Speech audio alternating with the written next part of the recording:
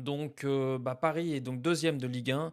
On reste sur 2 victoires, une défaite, 2 nuls. Donc, victoire contre Lens 2-0, une défaite à Marseille 1-0, une victoire contre Auxerre 2-0 et puis bien sûr les 2 derniers matchs nuls, un partout entre Lille et le Paris Saint-Germain et 3-3 contre Strasbourg, ce week-end. Donc voilà, Leverkusen est cinquième de Bundesliga. Après un début un petit peu difficile, ça va un peu mieux pour eux. Ils ont perdu énormément d'éléments importants à ce mercato d'été. Donc je pense qu'il leur fallait un petit peu de temps pour se remettre un petit peu en route. Mais c'est une équipe qu'il ne faut pas prendre à la légère. Ils ont un effectif qui est plutôt intéressant, plutôt complet. Donc ça sera intéressant comme match demain. Donc eux sont cinquième. Ils restent sur 4 victoires et un nul en championnat. Donc contre Francfort 3-1, un nul contre M Blackback, un partout. Saint-Pauli, ils ont gagné 2-1. L'Union Berlin 2-0. Et ce week-end, ils ont gagné 4-3 contre Mainz.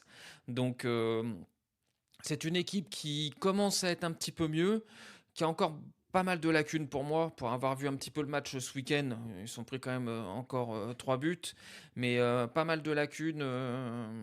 Il faudra quand même assez appuyer dessus. En Ligue des Champions, donc Paris est troisième de la Ligue des Champions au goal average. Donc après notre victoire 4-0 contre l'Atalanta et 2-1 sur la pelouse du Barça. Et Leverkusen est 25e, donc juste à la limite, avec 2 points, 2 matchs nuls, donc contre Copenhague